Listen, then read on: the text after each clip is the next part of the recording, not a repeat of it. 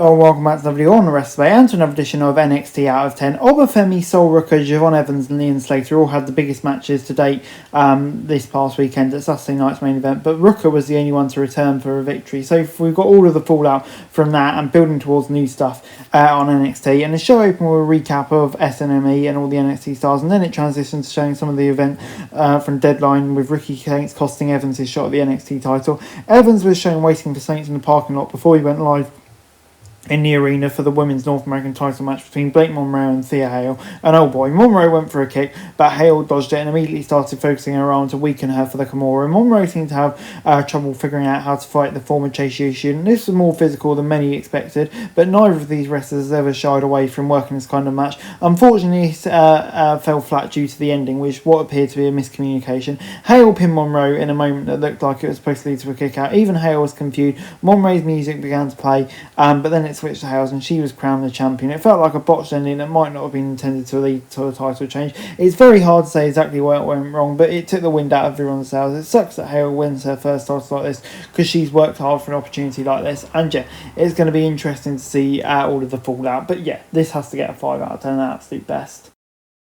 After a break, Ethan Page made his way to the ring. He gave a pretty standard heel promo until Stacks came out to brag about being the TNA International Champion. The former Tony D henchman said he wanted some more gold and he wants a shot at AAA mixed tag titles with Ariana Grace. In a surprising moment, TNA's Moose showed up and stared daggers at Stacks as he walked the ring. He claimed about another NXT talent holding a TNA title. All Ego was all too happy to let them hash out their issues until Moose said he was actually there to talk to Page. He wanted to take an NXT belt back to TNA and he already got Ava to sign off the match at New Year's Evil. This kind of weak way to get a title match heading to the New Year's Evil segment. It didn't really feel like it had any direction, and once we knew where we were, it was already over. So yeah, man. Hank and Tank then battled OTM, and after a short run in the Japanese promotion, Hank and Tank are back in NXT. These are 4 big beefy men, so it's never going to be a pretty technical match. This was always going to be 4 guys hitting as hard as possible. Sadly, the pacing was completely off during the first few minutes, probably because both teams were doing too much posturing and not enough fighting. It never felt like it really reached its potential, which is sad because we know how talented both of these duos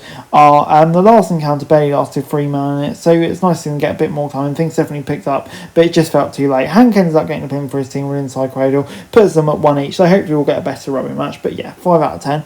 As we then moved on to Ricky Saints, was the man shown arriving in an SUV during the tag match. He made his way to the ring to talk about why he cost Evans the title at Deadline. He had several security guards surrounding the ring. The crowd booed as Saints said he was not there to apologise. He said he came to NXT to prove how good he is. Saints claimed he tried to give Evans some advice, but he failed to listen and paid the price. The Young OG showed up and went after Saints, which was easy since the security team left one side of the ring unguarded. Saints took control and sent him into steel sets for clearing off the annex table. He put Evans through it to end the segment. This is one of the few times where the crowd being so noisy actually hurt the segment. Saints gave a decent promo to establish his heel turn, and coming out on top of this fight really helped to cement it.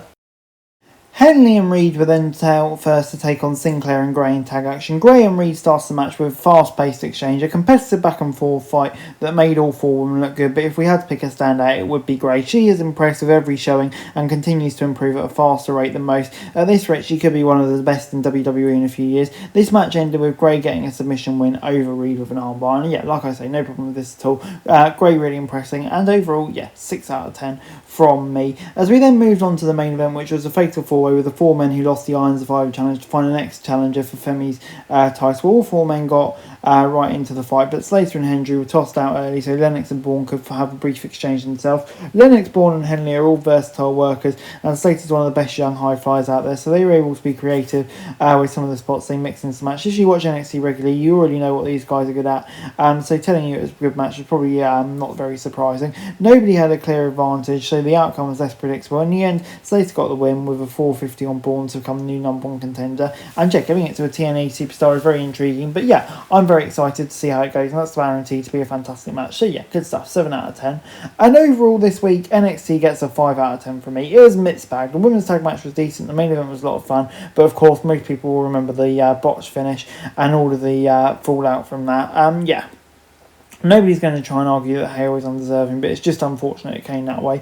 But, the Fatal 4-Way was good, and the Saint 7 stuff is definitely going to be interesting. Guys, that's it for this video. Thanks very much for watching. Remember to like, share, subscribe. Follow us on our socials, link in the description below for daily wrestling news, meme and content. Subscribe to our other channels on screen right now. That'd be greatly appreciated. Thanks very much for watching. Peace out.